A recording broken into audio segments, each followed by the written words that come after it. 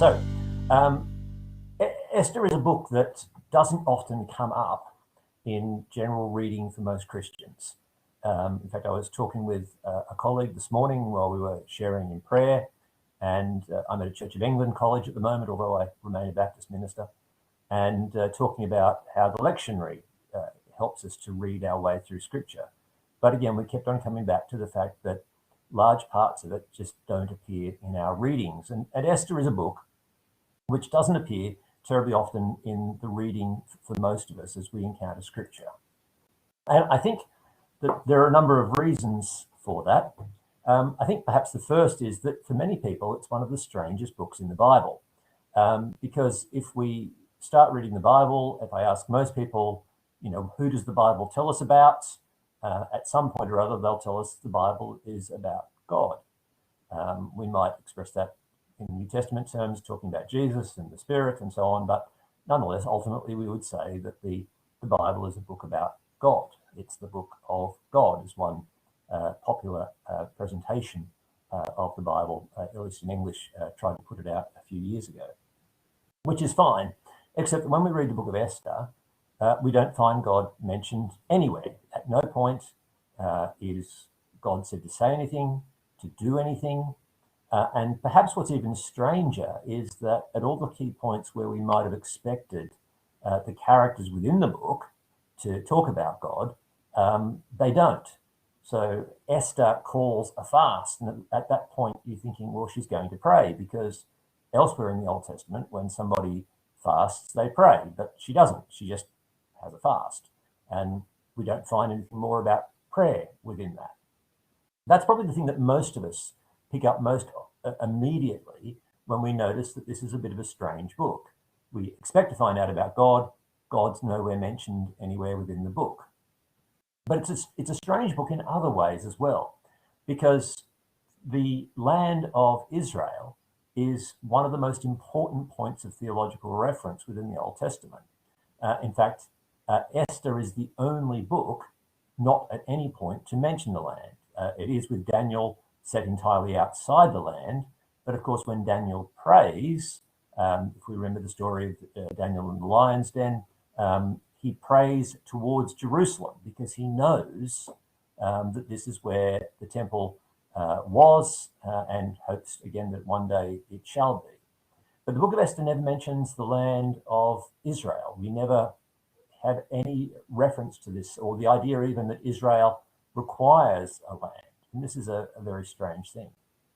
And this, of course, points to the third major absence within the book of Esther, which is that at no point does it mention the temple.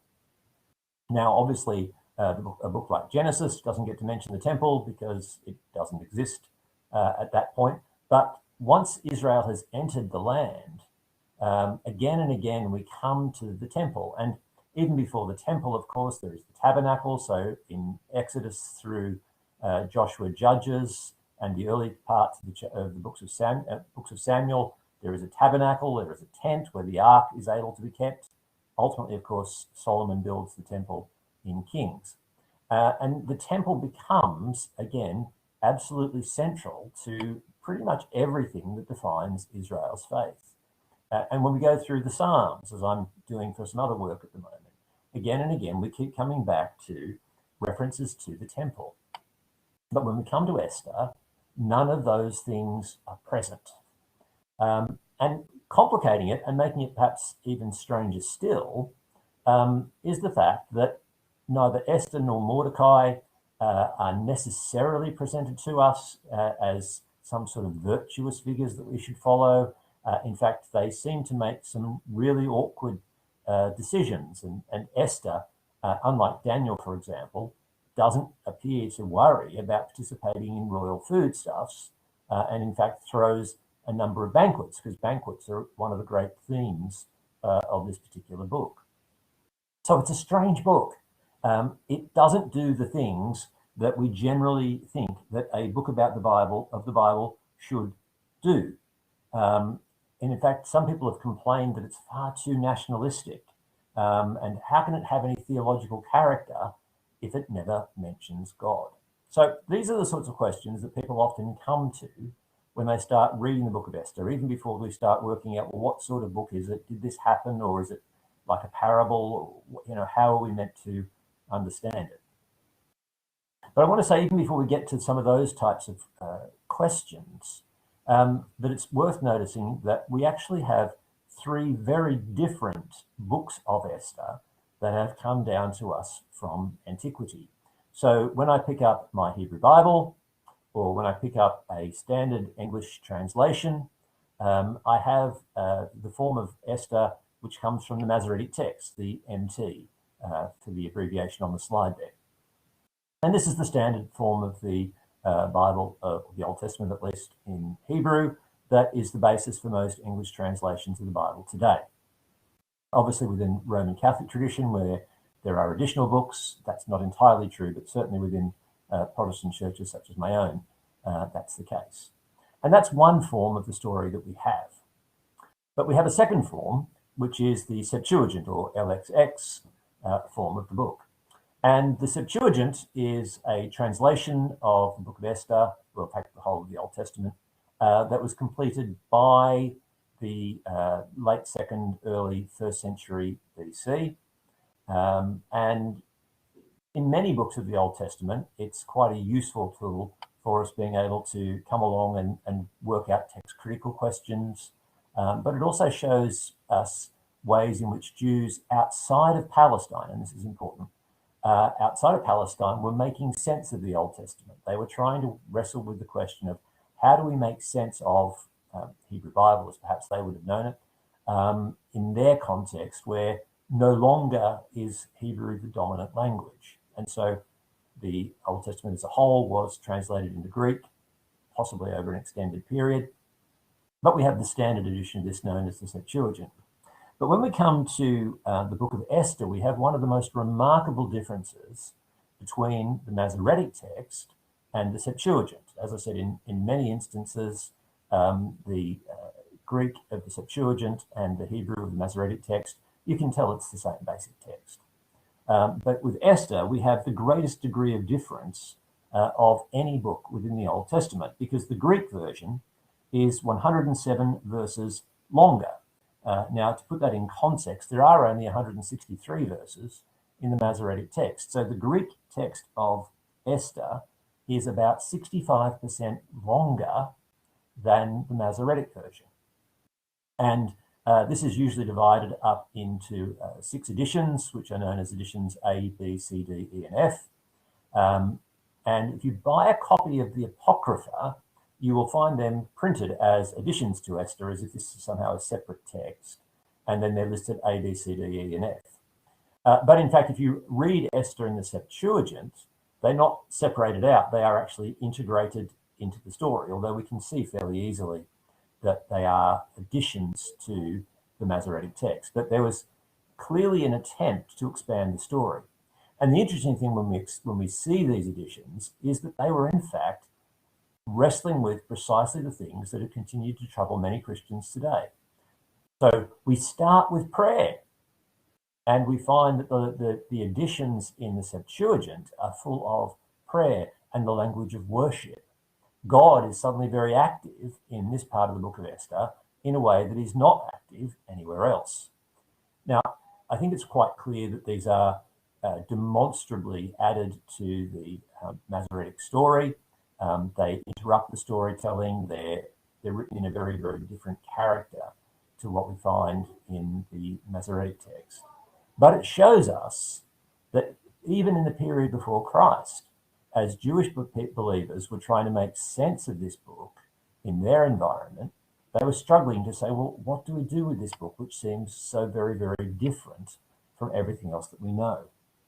Now, less well known is the third version of the book of Esther, which is known as the Alpha text, or the AT, as I've got it on the slide for you. This is one that we've only got a much smaller range of manuscripts for. Now, for many years, people thought that the Alpha text was a variant of the Septuagint, but in fact, research over the last 30 years or so has shown that it in fact represents a different form of a Hebrew story to what we find in the Masoretic text. And there is some debate about this, but there is an increasing number of scholars who would say that the form of the story in the Alpha text is earlier than the form of the story in the Masoretic text. Now, this is a very long and complex discussion that we can't really explore in any great detail today. But I think from our point of view, it's important to recognize that the presence of these three different forms of the story are all evidence for us of different ways in which people were trying to make sense of the story of Esther. And the Masoretic text form became the canonical form, the form that we regard as scripture, as one which does not include all of the expressly religious material that we find in the Septuagint, but it does leave space for God in ways that is not always quite so apparent when we read Esther in the Alpha text. So we've got these three different versions. When you look at your Bible today, almost certainly what you're seeing is a translation of the Masoretic text. And as I say, if you do get a copy of the Apocrypha, even Bibles which aim to work for Catholics as well, you tend to still have the additions to Esther as a separate thing from the book of Esther, rather than seeing those as an integrated part of that. But the key thing for us, I think, as I said, is that this shows that people throughout history, from very early in the existence of the book, have said, well, what is this book doing? It's not doing the things that we necessarily think a book of the Bible should be. They've struggled to say, how can it be theologically significant if we're not hearing about God anywhere along the way? And in fact, this struggle to interpret the book, to make sense of why it might be important, didn't stop in antiquity. It continues throughout church history. So when we come to the period of the Reformation, and I know I've just skipped a huge amount of church history, but there's only so much we can do. Martin Luther, for example, says, well, it Judaizes too much. While John Calvin, who wrote an extraordinary amount about every other part of the Bible, not only didn't write a commentary on Esther, but at no point in any of the things that he wrote does he ever refer to Esther.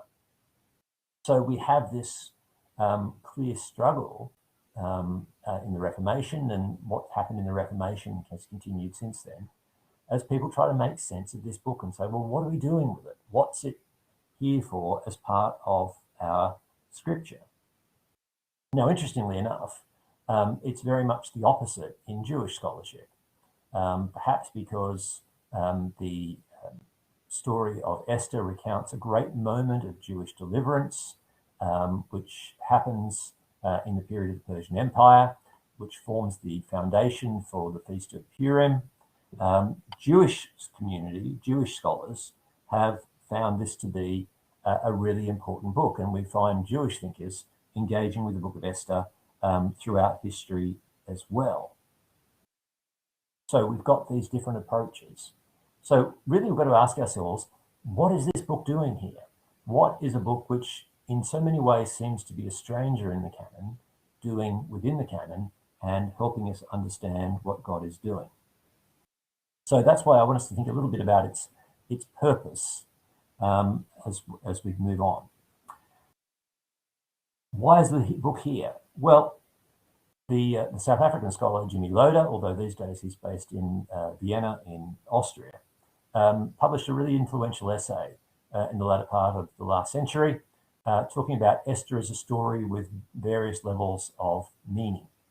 And I think that's a really important insight that he develops at that particular point. Esther is a story that at one level can be read as a very simple, very straightforward tale, and yet it is a story which engages, and this is not so much Loder's work as my own, with the rest of the Old Testament.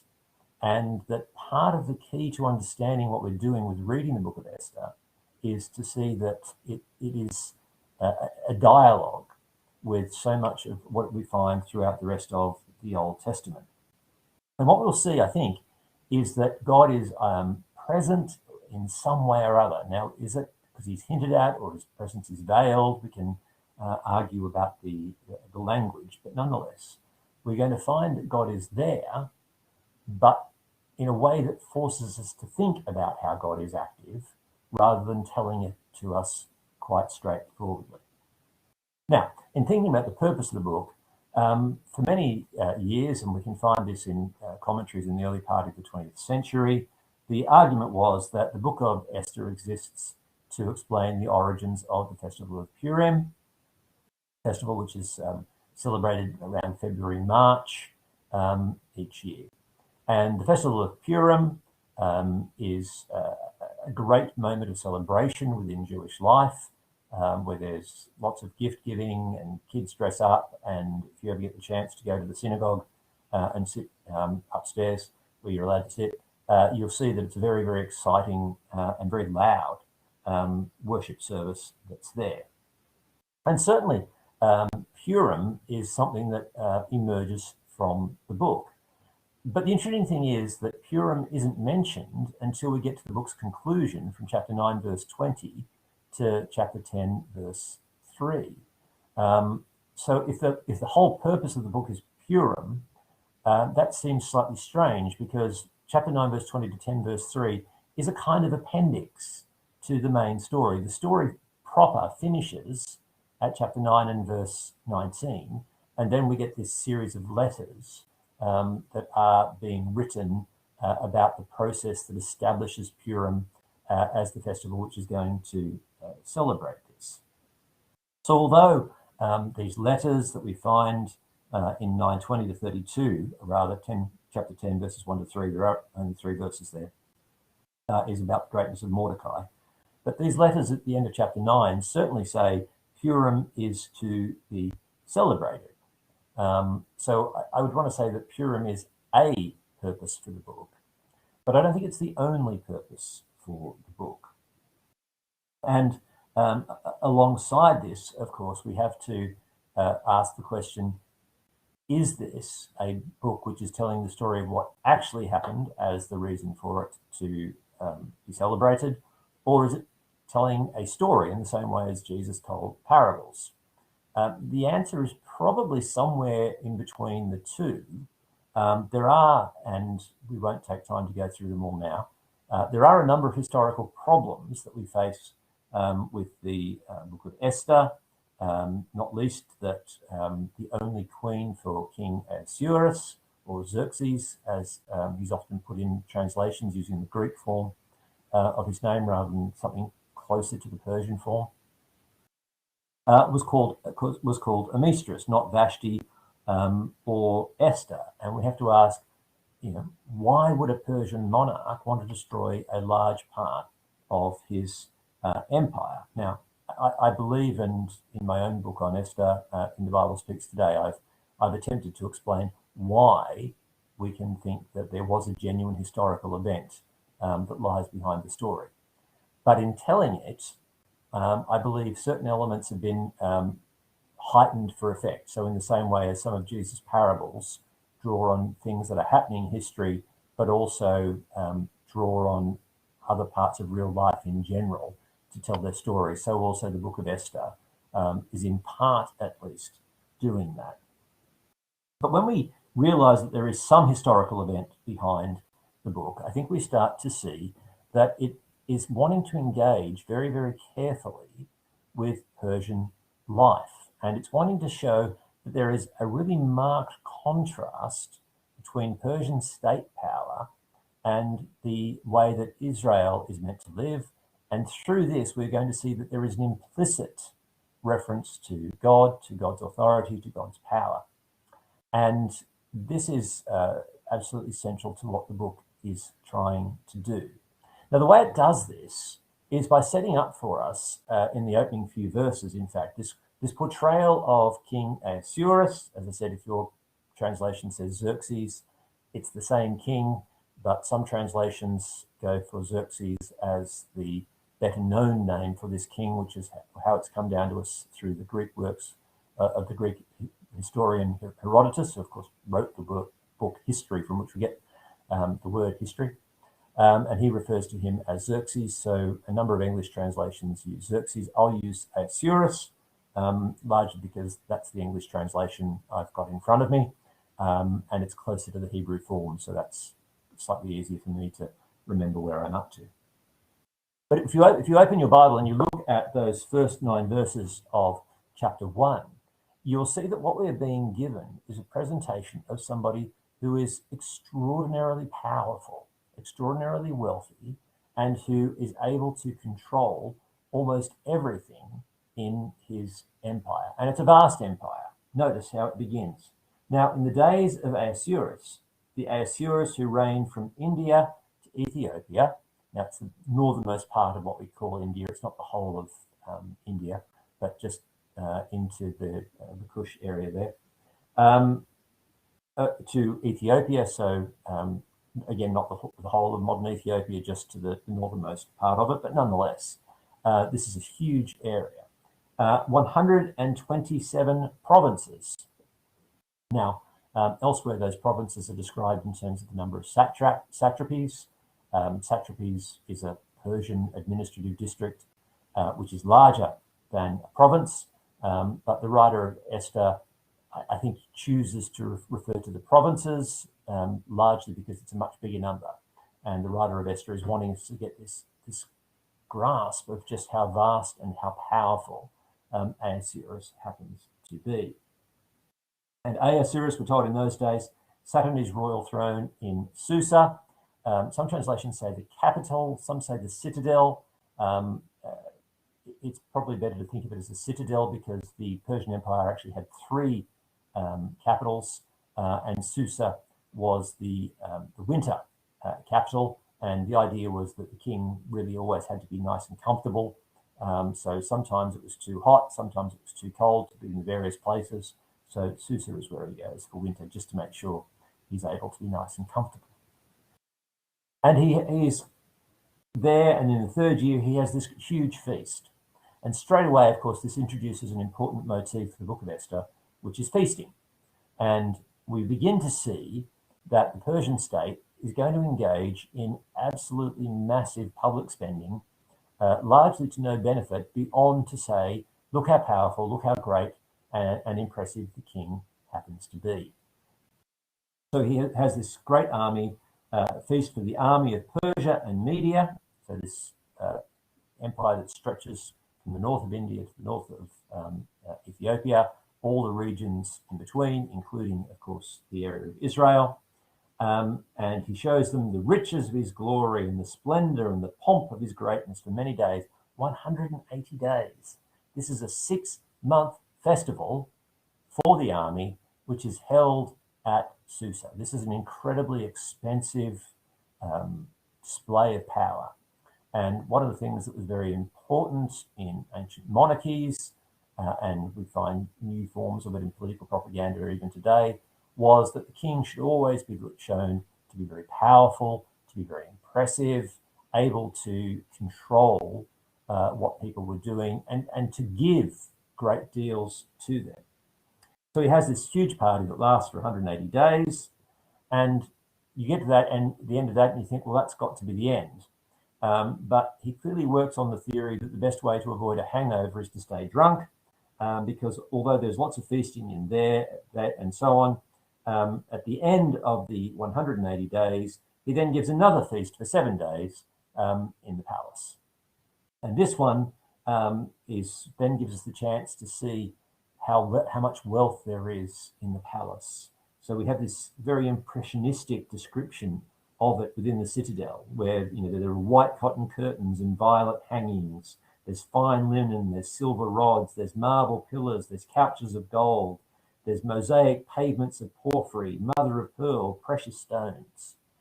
All of this is a way of saying, here is somebody who is more powerful than anyone else, who is richer than anyone else, who is able to get everything that he wants, even to the point that he gives the orders for how much everyone can drink, and the order is that you are allowed to drink how much you want to drink. So we see in verse 8, and the drinking was according to this edict. There is no compulsion. So you're only allowed to drink as much as you want if the king tells you you're allowed to drink as much as you want. If you don't have that edict, then you can't. And the use of this word edict at this point might catch us slightly off guard, but this is also setting out one of the key terms that's going to occur through the book, because the word for edict is related to the Persian word for law, and what law is and who should have the law is actually going to turn out to be a very major theme for the book. So I've sometimes compared this opening passage to the start of a James Bond film. I'm hoping some of you at least have seen those, where you have this sort of great action thing which seems to have almost nothing to do with the main story, but which in the better Bond films turns out to have something of significance at the end. In some of the worst Bond films, it doesn't. They just wanted to have a bunch of stunts, so ignore those ones if they're what comes to mind. But at the end of this presentation, we're also told, verse 9, Queen Vashti also gave a feast for the women in the palace that belonged to King Ahasuerus. So we have these two feasts going on, two displays of state power, of state wealth. But, verse 10, on the seventh day, when the heart of the king was merry with wine, that is to say, when he's drunk, then he calls 7 of the people who are with him, who are all named, and one of the features of the book is that these Persian people are all named, although almost always their names are not quite proper Persian names. The author is having great fun playing with these names. And they are ordered to bring in Queen Vashti before the king with her royal crown. Some of the rabbis wondered whether this was just with her wearing nothing but the royal crown, although that's not what it actually says. But it does say, in order to show the peoples and the princes her beauty, for she was lovely to look at. Because the queen, according at least to Ahasuerus, is simply one more possession. He is so powerful that even his wife, and of course we shouldn't imagine that this would be necessarily a love relationship, this would have been a much more formalized thing, but even so, that his wife is simply one more possession that he can control, that he can put on display. But rather like when you blow up a balloon too large, too fast, it all pops. And that's exactly what happens to Ahasuerus, because the queen refuses to come. We're never given any reason why she refuses to come. She just won't come. But all of a sudden, the king is left with nothing but rage. He can't act. There's nothing left for him to do. Now, I want us to pause just for a moment and to say, please note that phrase, that when his heart was merry with wine. We'll come back to that phrase again later on within the book. It occurs twice. And each time, it actually echoes the same statement about people who are going to do something very, very foolish in the books of Samuel. And in fact, one of the key ways in which we'll see that Esther is developing its theology is through allusions to the books of Samuel. There are also lots of allusions to the books of Joshua. I will primarily focus on the examples from Samuel today, but there are these other ones as well. So the king has done this thing, and if we are attuned to the rest of our Old Testament, which the author of Esther, I think, expects us to be, then we should have noticed this phrase and wondered, is the king about to undo all his power? Because when we see this phrase elsewhere in the Old Testament, that's exactly what happens. Now the king then gets his wise men, who we're told knew the times. In this case, this is an allusion to some people from the book of First Chronicles, except that these people don't really know the times. They are simply well-versed in law and judgment. Again, we are picking up this terminology of law. We're staying away from the Israelite term for law as we go through here. But they are meant to know what is meant to be just within Persia. But of course, there is a major problem for them, because the king asks the question in verse 15, according to the law, what is to be done to Queen Vashti, because she has not performed the command of King Ahasuerus delivered by the eunuchs? That is, the king has commanded her to come to the party, and she hasn't come to the party. Now, it doesn't take too much for most of us to stop and think, very few states are ever going to get around to writing a law that says what happens if your wife won't come to the party. even if it's the queen, because that's just beyond the area that everybody would normally want to legislate. But nonetheless, he asked the question in terms of law. And we begin to see something important about Ahasuerus as well that will be recurring through the rest of the book. And that is that he can't make any decisions on his own. Whenever he has to make a decision, he needs somebody else to tell him what to do. So on the one hand, the book has shown us the Persian perspective on Ahasuerus. He is the king of the empire. He is all powerful, all wealthy. Everybody should recognize him for that. But immediately, it's begun to skewer him. It's begun to say he's not anywhere near as powerful or important or as influential as his own portrayals will want you to think. Instead, he can't even get his wife to come to the party. And when he's left with the question, what do I do when my wife won't come to the party? He reverts to the question of law. He has to go to his advisors to tell him what to do.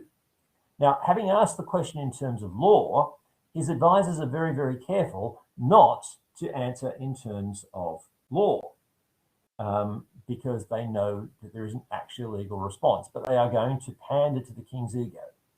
And part of, again, what we're seeing here is this sense in which you've got to keep the king on side, that the king is a dangerous foe that you want to watch out for. And there are passages in Proverbs that would remind us of this. Proverbs at one point says, be careful when you sit down to eat with the ruler, lest you put a knife to your own throat. There is this sense that kings in the ancient world could be very threatening, very dangerous. And Ahasuerus is going to consistently be shown to us to be precisely that sort of king. And that the pretensions, the claims to power, to authority are not really there.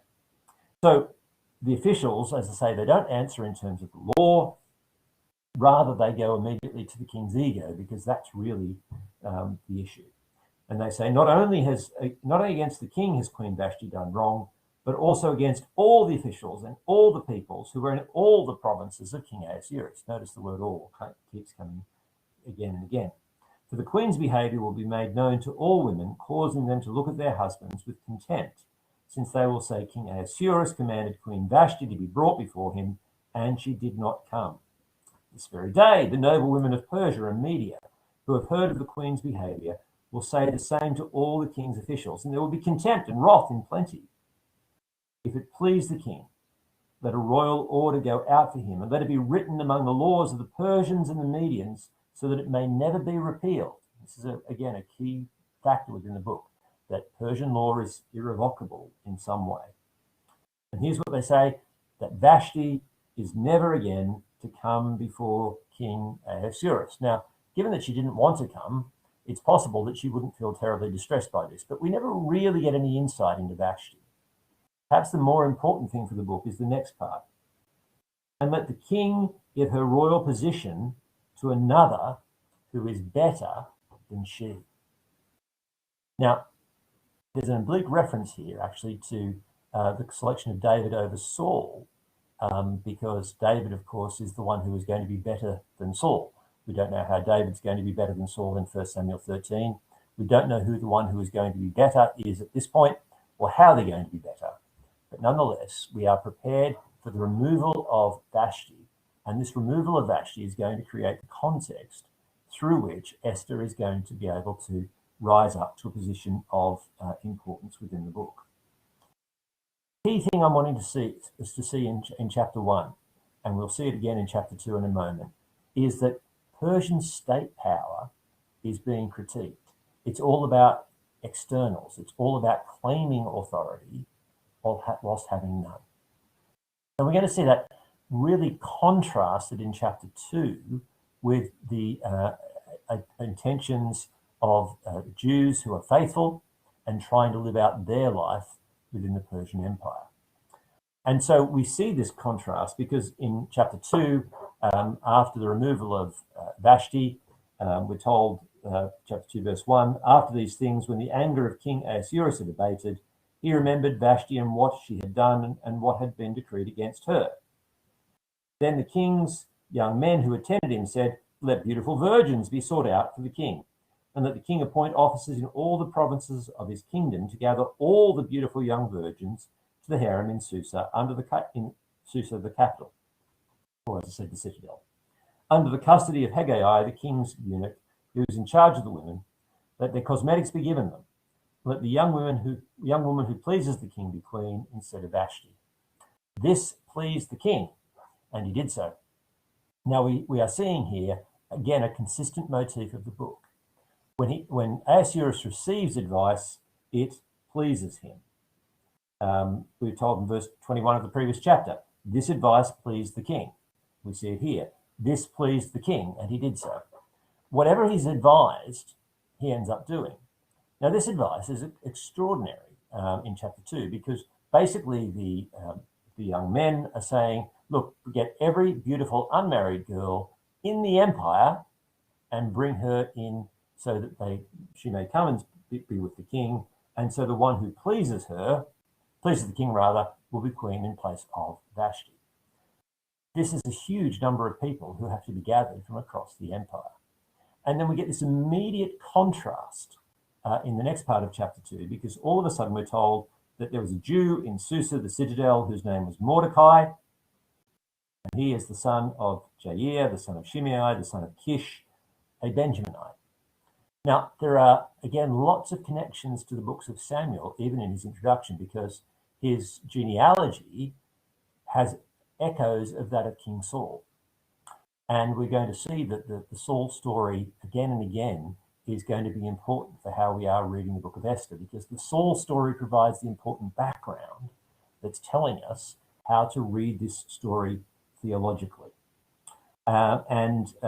Mordecai was a descendant of the people who'd been carried away into exile when the Babylonians came through in 587. And we are also told that he had been bringing up his cousin, whose name is Hadassah, which means myrtle, who has also got a Persian name, which is Esther. She's the daughter of his uncle, because she had no one else to look after her. And we get this immediate contrast that's just been set up for us. On the one hand, the Persians are prepared to say, look, bring in every beautiful unmarried young girl, irrespective of what that means for the marriage prospects of the rest of the empire, so that the king may be satisfied. The immediate contrast is we have Mordecai, who is here taking care of his niece because she has no one else. So he is going to take responsibility for somebody who is in need. And this is the contrast that's set for us between Jewish ways of life, which want to prioritize the well-being of others, those who are marginalized, those who are in need, and a Persian approach, which is all about promoting the well-being of the king, making the king seem so much more powerful. But Esther is beautiful, and so she too is one of those who is taken into the custody of the eunuch in Susa, and she is put into the king's harem. Now, it's important to say Esther has no say in this. More importantly, although I've seen any number of children's representations of the book of Esther that tell me that it's a beauty contest that Esther is in, this is not a beauty contest. The person who pleases the king has to have spent the night with him. And I think based on everything else that we see about the king, a good conversation is not what the king is looking for when he has a beautiful young virgin come to spend the night with him or anything like that. But Esther is also wise. And Esther, we see in chapters 2, starts to win favor of people. So when she's taken into the care of Haggai, the eunuch in charge of the harem, we're told the young woman pleased him and won his favor. Esther begins to find that things are happening to her. And this woman who at one level would not have sought to be placed in a position of power, and indeed we see later in the book, I really don't want to do that sort of thing, nonetheless is gradually being brought into a place where she is going to make a difference. So when the turn comes for Esther to be brought in, she is taken up into the king, and we're told that she does please the king, which means she has to spend the night with him, and then she is made queen. Perhaps we might better think of this as the the leader of the harem rather than the formal queen, which I think is how we understand the relationship of Esther to Herodotus material at this particular point. And she comes to this position of authority. But the interesting thing throughout chapter 2 is that she never does anything that seeks power for herself. And yet she keeps being brought into this position where she's going to have power. Likewise, at the end of chapter 2, there's a little bit of the story that people often miss, where Mordecai, who continues to be interested in her and also to have his own work within the city of Susa, hears about a conspiracy to kill the king, and he reports it, and as a result, that conspiracy is stopped. But if we know the background, we would expect that anyone who has saved the king's life is immediately going to be given a great reward. This is one of the things that Persian kings really prided themselves on. But nothing of that sort happens. Instead, the story suddenly stops at the end of chapter 2, and we move on to something different. Now, I just want to pause at this point. What we've done in the first 2 chapters is to set up this fundamental critique of Persian state power. And that critique of Persian state power is going to run through the rest of the book. The critique is that Persian government is about exalting itself, about making the king to be the one who is all-powerful. And in doing so, it is aggressively abusive of those who are weak. It denies the rights of its citizens. It sets up patterns that impoverish people's whole well-being, their whole lifestyle, because you've got to satisfy the king and the king alone. And by going through this story also, we've got these very careful allusions to the stories of the book of Samuel, which, as I said, form a really important background to the book. So we've got this question of, well, given that the Jews are a minority people, so just up to there at this particular point, if you're wondering where we've got to on the slides, they're a minority people. How, as a minority people, how as a people who've been scattered and dispersed throughout this empire, are they going to survive? Bearing in mind that these are the people who didn't go back at the end of the exile, because the story is set about 60 years after the exile has come to an end, 60, 70 years after the exile was finished. So these are important questions. How is God going to be seen at work within all of this? Now, I'll come back to the rest of the story in a moment, but I want to then just pause to say, well, all right, given that these are the issues, this gives us a clue as to the sort of context in which the book is being written. You know, when was it written and so on? Because if we understand these critiques of Persian state power, we have a good sense of the audience it's addressing, the message that it's trying to communicate. So we'll just pause on the sort of work through the story. I'll come back to that in a moment to reflect on this question of, well, who would have written it. There is a Jewish tradition that Mordecai wrote it. I think that's unlikely because when we get to chapter 10 and verse 3, we're told that Mordecai the Jew was second in rank to King Ahasuerus, and he was great among the Jews and popular with the multitude of his brothers, for he sought the welfare of his people and spoke peace to all his people. It's a very, very glowing tribute to write about yourself, especially when parts of the story have actually shown that Mordecai may have made some highly unhelpful decisions. So I think it's unlikely that Mordecai himself is the author. On the other hand, there is nothing in the book that would indicate that we've reached the Greek period. So what I think we've probably got to do is to read the book against the period later in Persian power, not too much later, perhaps around about the year 400. So the story is set around about 484 to 480 BC, but it's probably written 80 to 100 years later, when Persian tolerance of groups like the Jews was much less supportive than it had been in the very earliest days of the Persian Empire. And so it's an anonymous work coming from later on, but it's trying to say to these people who are an oppressed minority, here are ways that you can see your story at work. Here are ways that you can understand that in a world that to speak about God is not to be understood as speaking about the God of Israel, but that people would understand any number of gods. Nonetheless, it is possible to tell a story that helps us understand how, as a minority people, it is that we are going to be able to continue to live out a life of faithfulness to the God who has made himself known to us. So that makes it anonymous work, late Persian period. I can't say more than that, but I do think it's important that we just stop for a moment and realize that this careful introduction that has been set up for us in the first two chapters, setting this contrast between the power pretensions of Persia and the reality of the care that the people of Israel are meant to employ, is fundamental to understanding what's going on. And the book is not only critiquing state power, it's trying also to show this Jewish community who are scattered how it is that they're able to live and work for the glory of God. Now, I focus very much on the first two chapters. I will need to go through the remaining chapters somewhat more quickly. I'm conscious of that because you'll want to have some time for questions and chat, and it's important that we do that.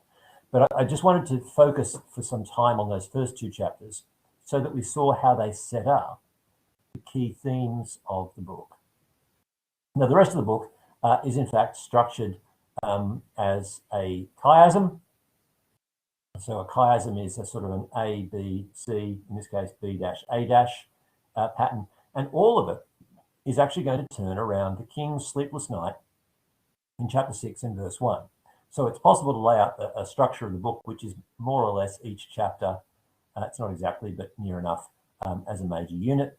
But in fact, we have this chiasm that is beautifully presented for us. And the chiasm itself traces then through how these problems within Persia, the Persian pretensions to power, start to work themselves out in a clash between Haman, who will become the prominent figure within the empire, and Mordecai, who has already shown himself to be someone who is faithful to the empire. And we see this in chapter 3 when Haman first comes to power. He hasn't been mentioned anywhere earlier in the story. We don't know where he's come from. But again, we are getting these associations to the book of Samuel.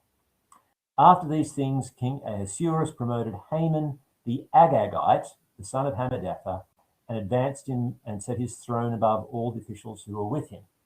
So I said that the introduction to Mordecai associated him with Saul. He's not directly of Saul's family, but there were enough connections that you should have recognized that, or at least the author would hope you would have recognized that from the way that introduction was made. Haman is an Agagite. That is, he is associated with Agag. And if you know your story from Samuel, it's in 1 Samuel 15 that Saul's great failure to follow the Lord's command, it occurs, and Agag is the king of the Amalekites that Saul does not place under the ban when he's told by God that that's what he is to do.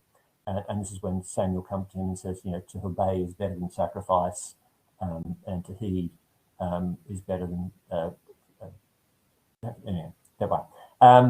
So again, we're getting these connections between the two stories, and we realize as we progress through the story that the conflict between Israel and Amalek, which reaches back to the earliest phases of the Exodus chapter 15, which continued in the story of Saul and Agag, continues even here in this period in the dispersion for those who haven't returned when the exile proper has come to an end.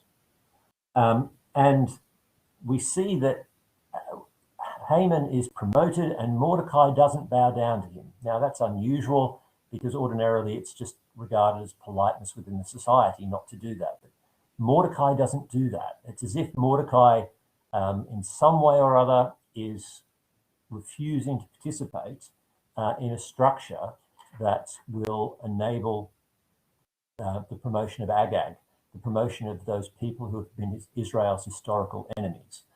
Now, we don't know that for certain because one of the things the book refuses to do is to psychoanalyze its main characters, but nonetheless, that's part of what's going on.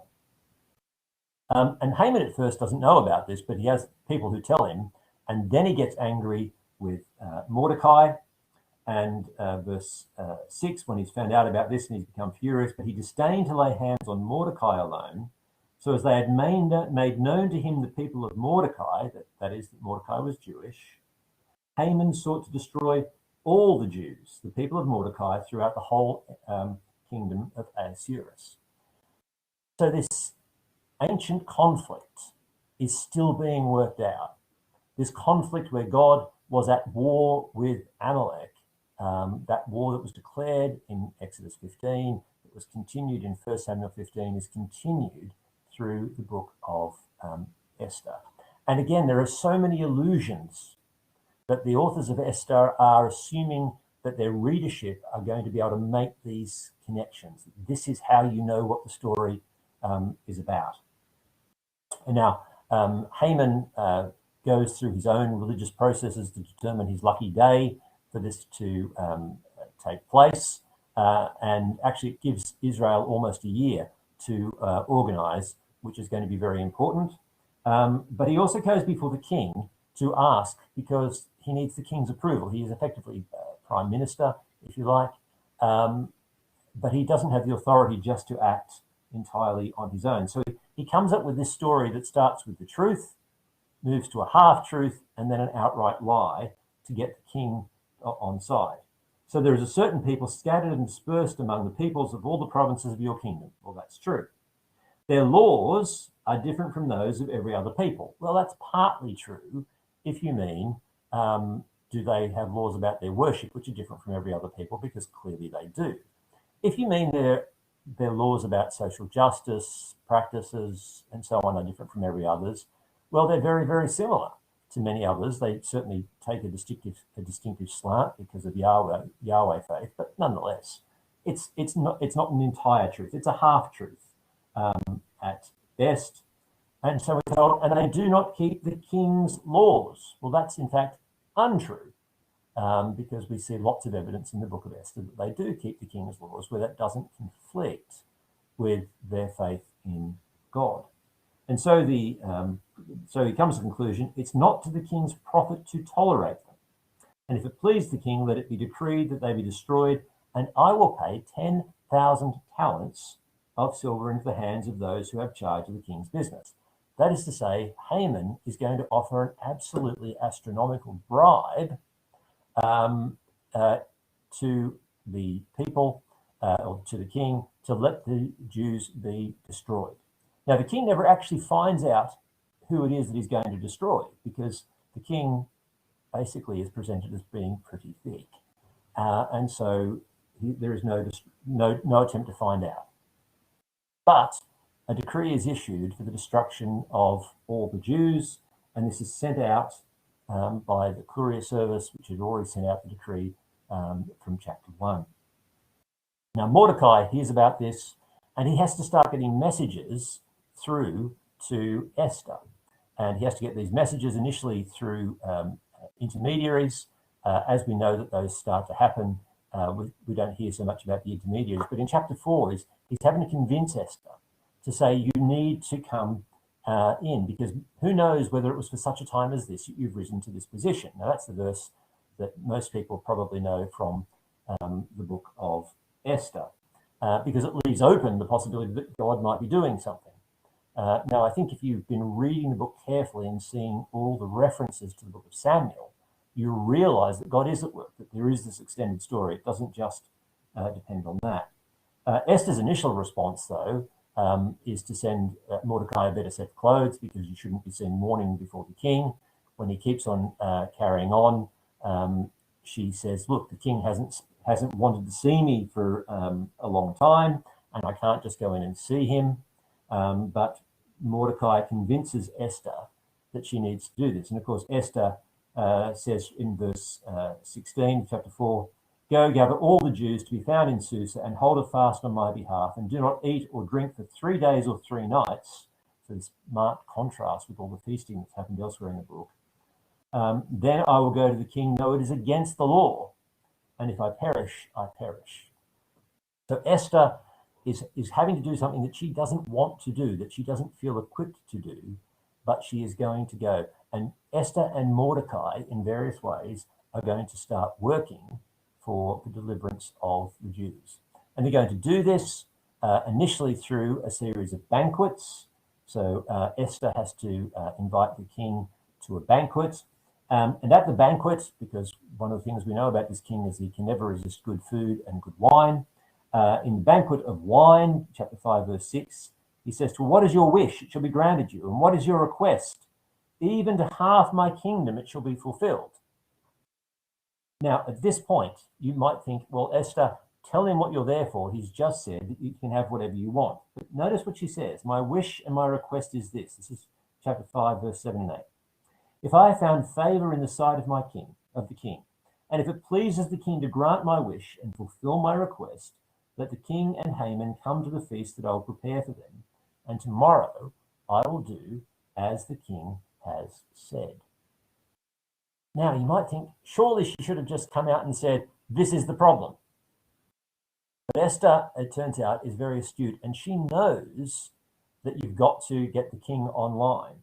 And effectively, if the king comes, he is committed, in fact, to giving her up to half the kingdom, whereas you might find a way around that. But as everyone goes home, Haman sees Mordecai, and he decides, well, I've just got to get this guy killed anyway, even if I've got other things going on. And so on the night when Esther is going to prepare the banquet to reveal how the plot is being worked against the Jews, so Haman decides he's going to stay up late and erect a gallows, or probably just a large straight pole to have somebody impaled on rather than hung on, and that he wants to get Mordecai on that early in the morning. So on this very night, that's all up to stake. And at that very night, chapter 6, verse 1, on that night, the king could not sleep, is the ESV. More literally, on that night, sleep fled from the king. We can ask why. Perhaps because he knows he's offered up to half the kingdom. Perhaps because he just had too much to drink. We don't know exactly why. But he's not awake, he's not asleep rather, on just the right night. And what we start to see in chapter 6 is this sense of what appears to be coincidences, but coincidences which are bringing together all the things that God is going to be doing through Esther and through Mordecai. And you remember that at the end of chapter 2, no reward had been given to Mordecai, which should have been done. So when the king can't sleep, what he did was he got them to come in and read the book of the Chronicles to him. Now, I think that what he's hoping for is that just hearing a voice droning away, reading a very boring book, is going to put him to sleep. I don't know that for sure. That's my guess, but it seems reasonable. Perhaps you've had the experience of sitting in church when it's a bit warm and your head starts to drop off with a boring preacher. I hope that isn't going to happen to you too often. But he's having something read to him, and he suddenly discovers that Mordecai has not been rewarded. It's like, whoa, what's been done for Mordecai? Nothing has been done for him. And so there's this sudden problem for him as the king, because he's got to reward. But he's a king who's never made a decision in his book. And he says, well, who's in the court? And at that very moment, Haman comes into the court, and he's there standing at the outside, and the king's assistants say, Haman's just arrived, so he can sort this problem out. So he comes in. Now, ordinarily, when you meet somebody, there's a sort of a long process of greeting people that you're supposed to go through. How are you? How's the family? Let's talk about the weather, what's happening with the farm, and so on. But none of that happens. He goes straight to what's to be done for the man the king desires to honor. And we're told that Haman thought to himself, Haman literally said in his heart, who is there the king would desire to honor more than me? At which point the king says, great, and go and do all the things for honor that you've just described for Mordecai the Jew who sits in the king's gate. The king could not sleep at just the crucial moment. This conflict that God has been overcoming of these people who have been continually opposed to his people is continuing, and God is stopping this figure who was there and attempting to enforce this from succeeding. God is continuing to support and sustain his people. And from this, Mordecai triumphs over Esther. I need to move on. I'm conscious of time. But in chapter 7, the king finally comes to the feast and he asks his question up to half the kingdom. And Esther reveals that Haman is the one. And through various events in chapter 7, which again I won't go into now, Haman is exposed, and ultimately one of the servants says to the king, who again can't make a decision, look, there's this huge gallows pole that he's erected to have Mordecai hung on, and the king says, great, execute him on that, so that Haman is put to death. So that in chapter 8, Mordecai is brought in, and he becomes the one who is placed as the prime minister in place of Haman.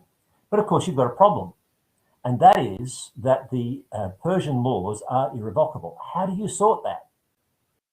Well, the answer that Mordecai comes up with is basically coming up with a counter decree. That is, you can't get rid of one law, but you can issue another law which makes it effectively null and void. And that's the solution that he sends out, so that by the end of chapter 8, it might almost seem that the story has reached its end, because there is this great rejoicing that's taking place, and the Jews start sharing feasts and holidays. They're starting to celebrate. But the problem as we get to chapter 9, of course, is that things have not been completely resolved, but they will be. And we're told, chapter 9, verse 1, now in the 12th month, which is the month of Adar, on the 13th day of the same, when the king's command and edict were about to be carried out, on the very day when the enemies of the Jews hoped to gain mastery over them, the reverse occurred. The Jews gained mastery over those who hated them. Literally, the circumstance was reversed. It was overturned. Now, it doesn't say God overturned it, but the verb here is passive. It was overturned. And the implication is that God has been at work overcoming these forces that would have stopped his people continuing to flourish and to be his people. That these forces, that even though they were not in their own land, even though they didn't have access to the temple, even though to even discuss God would not be understood in biblical terms of the God of the Bible, nonetheless, God is going to continue to protect them and defend them and to ensure that the processes and practices that he was wanting to support were there. And all of this is then brought together in the celebration of Purim that we read about in the end of the book. So we have these key themes, this critique of the excess that we see of Persian government, and that's contrasted with a model that says, go and look again at the rest of the Old Testament. What does it say about how we are to care for the weak?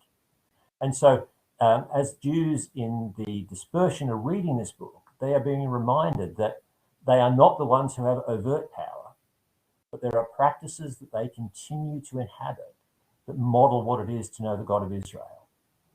We see how God is the one who is at work, even without it being stated, because although Mordecai does save the king, not Haman, yet it is God, well, at least it's implied through the references to the other stories, that God is the one who has brought about this deliverance through Mordecai, through Esther, through enabling the king not to sleep on that crucial night so that Haman is overthrown. And we have this greatness in the end of a Jewish leader that's there. What do we do with this? Well, we start to see this theme of God's providence, that you look back through the story. And I think this is very true of how most of us actually experience God today. Most of us today don't have words from God that tell us directly what to do or how to interpret things. That does happen occasionally, but most of us will actually look back on our story and realize those times when God was at work. Likewise, whether we're talking about a church or our individual story or even larger groups beyond that. God is at work. And we see this by looking at the story and seeing how it links to the larger story of Scripture. And what the book of Esther is encouraging us to do is to read what's happening in its own story against the larger story of Scripture and saying, the God who is at work within the great stories that you know of that lead to life in the land and the temple and so on, is still at work in all these other places, but you have to stop and look to see how he's there. It's also wanting to say that people like Esther and Mordecai who commit themselves to God find ways in which God is continuing to work through them. It's not that Mordecai and Esther are the saviors. They are never the saviors. But nonetheless, there is this important place for God's people to be exploring that. The book of Esther also wants us to read it in dialogue with the rest of the Old Testament. And there is, I think, no book in which this is more true than we see in the book of Esther. Esther, again and again, refers to, I've mentioned especially the book of Samuel because I think it's the most important one. But again and again, it refers to so many other parts of the Old Testament. And the way in which it encourages us to think about the God who is present and think in terms of theology is by realizing the references that it keeps bringing into these other texts so that we are able to see that what is shown to be true there continues to be true even in this complex area. And I think it finally becomes a really important model for us as we think about, well, what does it mean to be the people of God when we're a minority in a land where we don't have political power? And especially as certainly the Western world has moved into what's called post-Christendom, not post-Christian as some people want to say, but post-Christendom, the idea that Christians automatically formed government. That's no longer true. Perhaps it was ever a bad thing that we ever had that. But as we move into this situation where we lack political power, it helps us to be reminded of the fact that the God who is at work, the God whose story we tell again and again, is the one who is still at work. And that story continues to work itself out. And we do so in a world where even to name God, certainly in Britain today where I am, doesn't necessarily mean that people mean the God of the Bible. But we can demonstrate and we can see that story being delivered and developed as we go.